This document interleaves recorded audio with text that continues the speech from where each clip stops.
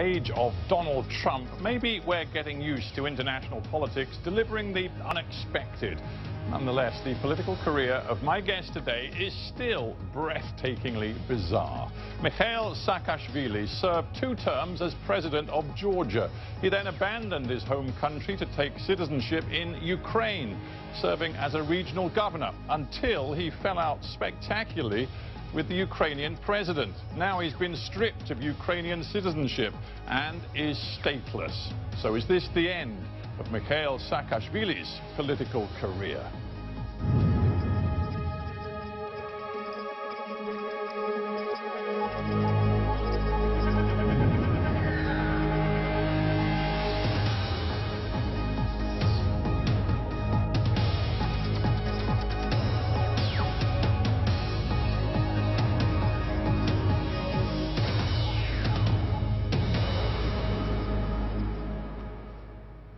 Mihайло Саакашвілі in Warsaw. Welcome to Hard Talk. Thank you for inviting me, Stephen. I have to ask you, why on earth are you in the Polish capital? Is it because as a stateless person you have no home and you really don't know where to go? Well, I have home. I have home certainly in Ukraine. That's my permanent place of residence. And I still have home in Georgia. I'm here because I was invited by my Polish friends after this decision of Poroshenko. And I'm here because it's close to Ukraine, and because from here I'm planning my return to Ukraine, which I had announced that I would take place on 10th of September. And we need to deal with a number of organizational aspects of that, the whole enterprise. Well, yes, very polite way of putting it, organizational aspects. The truth is, if you go back to Ukraine on the 10th of September, as you say you will, I can only imagine you'll be detained as an illegal entrant into the country because you don't have any right to be in Ukraine. You've been stripped of your passport and your citizenship. Well, first of all, I have full legal right, even if one considers that I'm a stateless person, which obviously is a very debatable thing. But even if I'm a stateless person in Ukraine, and stateless persons in Ukraine, under the Ukrainian Constitution, enjoy all the rights of all the human rights inside Ukraine. That's first. But second, it's the whole way how they did it, you know, quite unprecedented. That I was on my private trip to the United States. President Poroshenko waited for me to leave, summoned changed the commission, added their new members and more loyal to him, and without any prior notification, without any public hearings or any kind of hearings, in a very secret manner, they stripped me of citizenship in violation of Ukrainian Constitution, in violation of 1961 Convention on reducing this. Yeah, the problem is you broke the rules. So it's illegal, and I'll go back to Ukraine to fight for my rights in the court. Well, yes, you might have your day in court, I suppose, but let's go through this by stages. Will you accept that you broke the rules? You didn't, when you signed all the forms, filled the forms in for Ukrainian citizenship, you didn't declare that you were under criminal investigation in Georgia, and you should have done according to Ukrainian law. Well, certainly it's not true. First of all, I declared everything, and I'm now demanding that I should get all the documents which I filled, because they published some document on which there is my fake signature, and even Prosecutor General of Ukraine, in the conversation with journalists, recognized that it's a fake signature because he knows well me and he knows my signatures, because I happened to award him with medals when I was president of Georgia, something like that. So and this wasn't even my signature, but even that had been true, which is not true, Ukraine's president has no right to deprive Ukraine's citizens of citizenship. It is just forbidden, especially especially when you don't have any other citizenship. And they are used to the fact that many people in Ukrainian parliament, in Ukrainian politics, among Ukrainian oligarchs, basically almost everyone has other countries' citizenships. They never deprived them of anything. They just went after me because there was clearly political motivation. Okay, and it had nothing to do. And with regards to those so-called criminal cases in Georgia, with regards to those criminal cases in Georgia, let me finish that. Ukraine's Prosecutor General twice wrote back to Georgians prosecutors saying it's purely a political matter. There is no legal substance to criminal matters investigation in Georgia, and Ukraine refused officially to recognize them on 2 occasions. Yeah, well, let's hang on. I'm going to stop you because it's complex, and I'm trying to simplify it for our audience. But the fact is, going back to 2007, when you were president of Georgia, it is now alleged in the Georgian courts, and you face charges as a result of this, it is alleged that you abused your power in the way that you handled and repressed some protest demonstrations, and also in the way you tried to intimidate, it is said, an opposition TV station. Now, those are charges that you face in Georgia. The Ukrainians have said that if you try to get back to Ukraine, they will then consider a Georgian extradition request to send you straight to Tbilisi to stand trial. So why don't you just miss out the middleman, face the music, and go to Tbilisi and make your case before a court? Because I'm an active and very prominent Ukrainian politician. I'm a leader of a rapidly growing political party in Ukraine. I have lots of supporters in Ukraine, and I pledge Ukrainian people that will carry till the end the flag of the reforms, which I, together with other people, happen to symbolize there. That's first. Second, when you're talking about so-called charges, they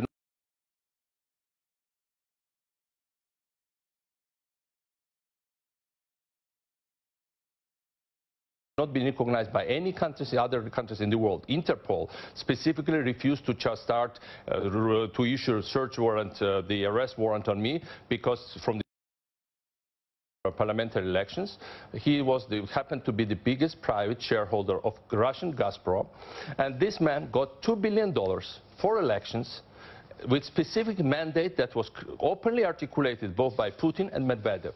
He said, we want in Georgia the government that will try Saakashvili.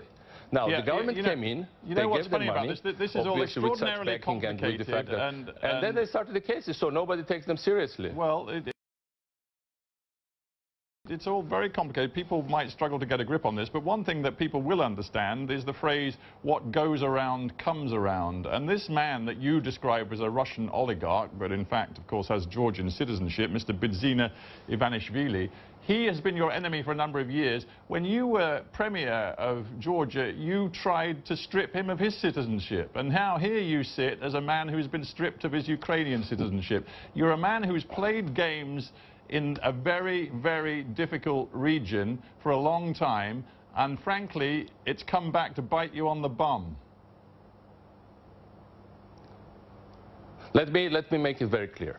Ivanishvili lost his citizenship automatically because he got another country's citizenship, and that's how the law in Georgia is. But however, nobody has expelled him from the country, unlike what Poroshenko did against me.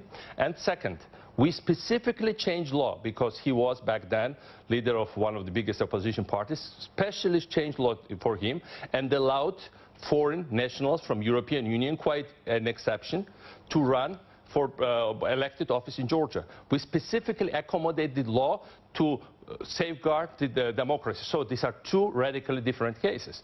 I wish Poroshenko had done it. If Poroshenko does the same thing to me as I did to Ivanishvili, I would be more than happy. If he allows me into the country legally and allows me to run in the elections, then he can not even keep even if it's without citizenship. All right.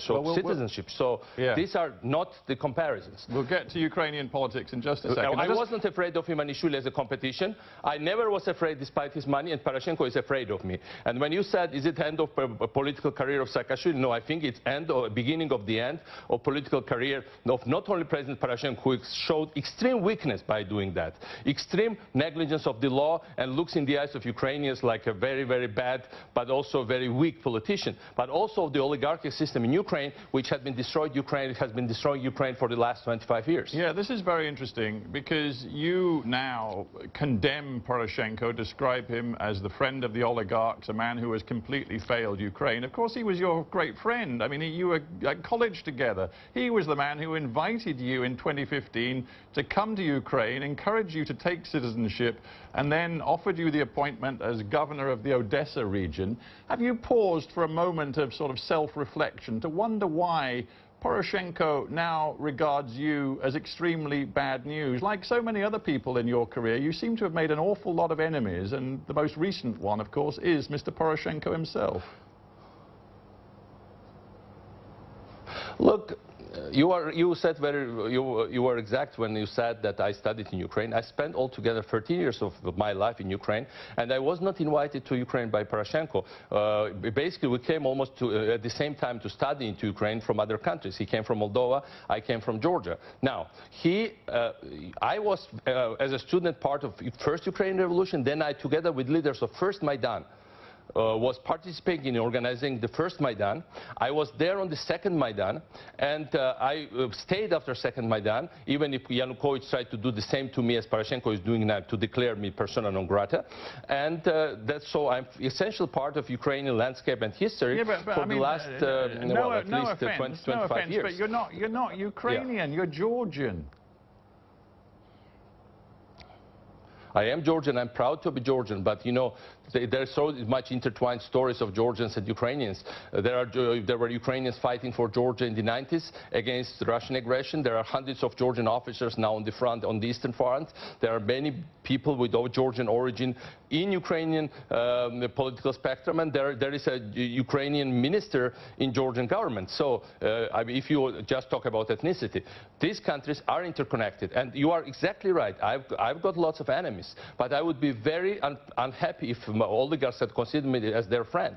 Now, what we are getting in all these countries is that oligarchs took over, and you know, things are not as they look, because Georgia is controlled by one oligarch, Moldova is controlled by another, Ukraine is controlled by several oligarchs that control the entire government and more than 70% of Ukrainians' GDP, and then Western politicians come, shake hands of, in case of Moldova, Georgia, prime ministers, ministers, in case of Ukraine, of ministers, and then basically they are not what they are. In fact, they are not in charge of the countries. Okay. So who is in charge of those countries are oligarchs. Let's stop pretending. Let's agree. And they are my enemies. Hang on. I admit that. I need to ask you some questions, or we won't get anywhere. Let's agree that you have lots of enemies in Ukraine. Sure. You call them oligarchs and kleptocrats. But the problem for you is that you went to Ukraine, and to Odessa in particular, saying you were going to root out corruption, you were going to clean up that region. You failed to do that because corruption clearly was still prevalent when you were there. And the problem is that many Ukrainians felt you weren't really focused on doing your job in Odessa. You were too busy playing politics in Kiev because you wanted the top job for yourself of Prime Minister. And to quote the actual Prime Minister, Mr. Yatsenyuk, at one particular stormy meeting with you, he said, and I'm quoting, "You are nothing but a traveling showman and a blabbermouth. You were invited into this country to promote reform, not to engage in politicking." That was your mistake.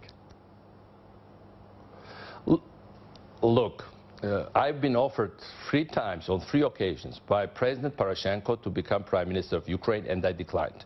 And it's a well-known fact. I declined it because I thought that in present circumstances, when they just wanted me for facade, because that was the moment when I first became extremely popular in Ukraine, they thought they would sell it to their population as real reforms, while they had parliamentary majority which obviously didn't want the reforms. And when I went to, from the very beginning, you rightly said that I stood by Poroshenko's side. I don't regret it, because basically things were starting well.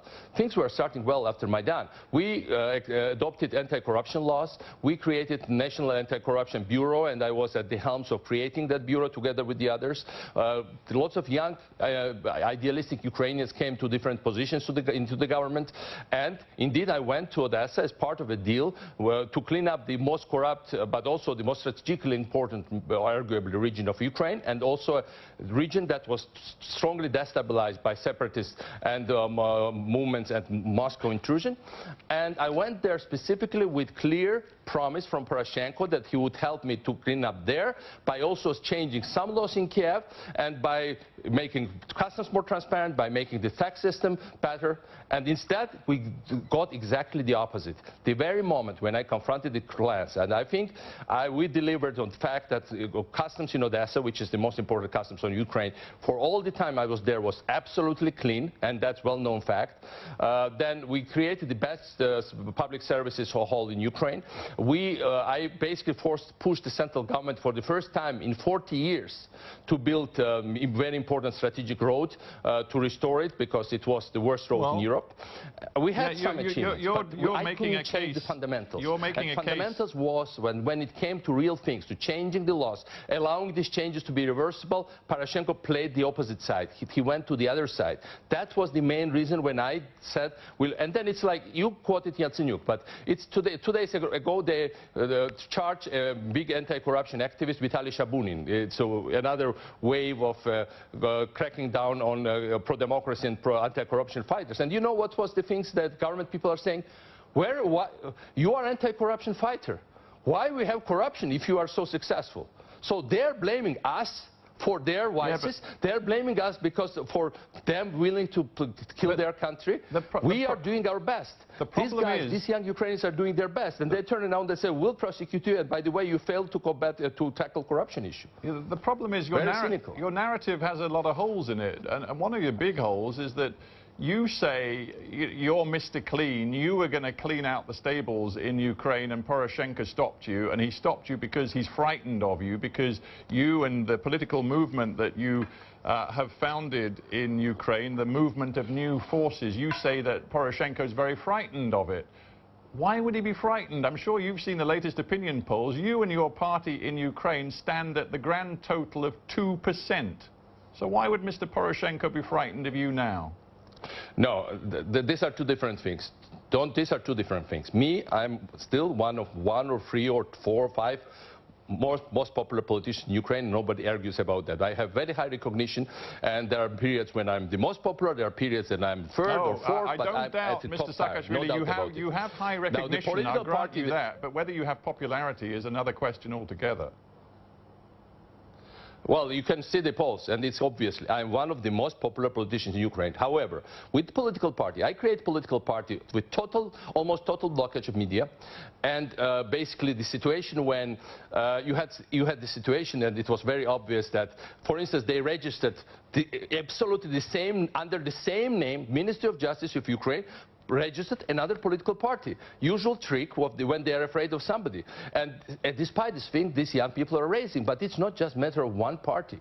I think overall in Ukraine there is a wave of all normal new generation of Ukrainians raising up. And my idea is not, I'm not asking for positions for myself. I see myself as an icebreaker. We need to allow these people to break through the hurdles that oligarchs had created. Now look, Ukraine is a world record holder for the lowest growth of GDP for the last 25 years. I'm right now in Poland. Poland and Ukraine started in the same conditions. And we look where Poland is now and where Ukraine had stayed. There are two essential differences between Poland and Ukraine. Poland has no oligarchs and Poland has no corruption. Ukraine is an amazing nation, amazing people, very talented, very hardworking, amazing resources. Arguably, they had much more resources, also human ones, from the very beginning than Poland. They were just very unlucky with their political class. And this political class showed its final face and ugly face now with this last moves, also against me, but also other activists. Do you, let's look at the bigger picture. Do you ever worry that in the course of your career, and I'm thinking about Georgia as well as Ukraine, you have sowed such chaos? I'm thinking, for example, of your decision to go to war with Vladimir Putin in 2008 in Georgia, and, of course, your decision now to essentially declare political war on President Poroshenko, whom you accuse of being a friend of crooks, bandits and oligarchs. Are you not concerned that in sowing this chaos in two crucial countries, first Georgia, then Ukraine, you're inadvertently doing the work of Vladimir Putin? Look, I think what Poroshenko did, this is exactly the best thing that he could give to Putin. Putin now has such a pleasure from this. He said that's the point to be proven. That's very unfortunate. Medvedev was the first foreign politician to respond to it and to respond to Poroshenko's move very positively, basically with great joy. And that's basically you don't need any extra proofs. But now look, you said I saw the chaos in Georgia. Under my leadership, Georgia's GDP grew 4 times. Georgia went up from 127th place in terms of ease of doing business to being the number 9 in the world. We've been world's number 1 reformer for 5 or 6 years in a row of my leadership. We enjoyed double-digit growth, very substantial time of my leadership. Yeah, but you also went to war with Vladimir Putin. We created a new statehood, a very successful one, and role model for the entire region. That's why Ukrainians are supporting me. Well, you can quote GDP figures, and I accept the GDP improvement, but you can also point to the fact you took a risk. You thought you could stand up to Vladimir Putin, and you failed. You got involved in a conflict which you couldn't possibly win, and the consequences of that are still being felt in Georgia and Ukraine today. That's your legacy. Stephen, I've been on your show several times. Sometimes Russians say I'm crazy, but I think you know that I'm not crazy. I would never be crazy to go and confront Russia. No. It's just like blaming Ukraine that Russians attacked them. It's blaming us that we attacked, that we had victim behavior, we got attacked. We got attacked because we were successful. But despite the Russian attack, Georgia withstood that back then, and basically the fastest development, strangely, but happened after 2008. After world financial crisis and after Russian attack. The Georgian cities mushroomed, and jobs went up, and Georgia went up on every international benchmarks and ratings, and that's happened on my watch. So that's exactly, Ukrainians are aware of that, and Ukrainians would like to have the repetition of the same thing in Ukraine. Ukraine deserves much better life. Ukrainians are heroic. We should not blame Ukrainians that they got attacked. They get attacked every day. It's them to be blamed, but they're heroically standing their grounds and protecting their country, by the way, together with many Georgians that came to fight alongside Ukrainians as well. Before we end, I just want to ask you a quick question about Donald Trump and the way that the region, your region, sees Donald Trump. You made a very great point when Trump won in 2016 of talking about your association with Donald Trump. You put up, or at least you posted on the internet, posters of you and Trump back in 2012, shaking hands, and it appeared to be doing a deal to build a Trump Tower in Georgia, which of course never got built. But you claimed to be a friend of his, and you criticized President Poroshenko for siding with Hillary Clinton. But as you look at the region today, do you really think that being close to Donald Trump is in the interests of Ukraine or indeed Georgia, given his relationship or his ambition to build a warmer, better relationship with Russia? Well, first of all, I'm very proud of the project we were doing in Georgia, and it hadn't got built because I left the government. It was for the last 5 years since I left, as I said, Georgia's GDP quadrupled on my watch, and under this government of Russian oligarch Ivanishvili, basically it's not even in dollar figures, it's less than it was under my presidency. So it's a disaster, and basically almost all big projects have stopped, and Trump Tower has stopped as well. Well, but the project was great. But hang on, isn't the truth that Donald Trump is a bit of a disaster for Ukraine? Isn't that the truth? Look, the United States have been very supportive of Ukraine's territorial integrity, and I think that had not changed.